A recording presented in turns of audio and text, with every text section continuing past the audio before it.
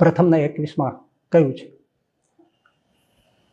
દેહ, ઇન્દ્રિયો, અંતઃકરણ, દેવતા એ વગેરેથી પોતાના સ્વરૂપને જુદું જાણીને સમજીને જે ભગવાનની મૂર્તિનું ધ્યાન કરે, ચિંતવન કરે અને પોતાનામાં રહ્યા થકો ભગવાનની ભક્તિ કરે, એવો જ એકાંતિક ભક્ત જ્યારે દેહને મૂકે છે ત્યારે દેહ મૂકીને સર્વ માયાના ભાવથી રહિત થઈને અર્ચી માર્ગે કરીને, એટલે તત્કાળ તેજના માર્ગથી ભગવાન પુરુષોત્તમના ધામને, અક્ષરધામને પામે છે. અક્ષરધામને પામવાની વાત કરે છે.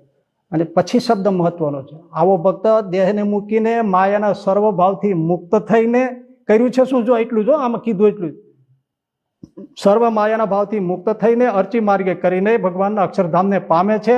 અને અક્ષરધામને પામ્યો એવો જે ભક્ત તે અક્ષરના સાધર્મ્યપણાને પામે છે.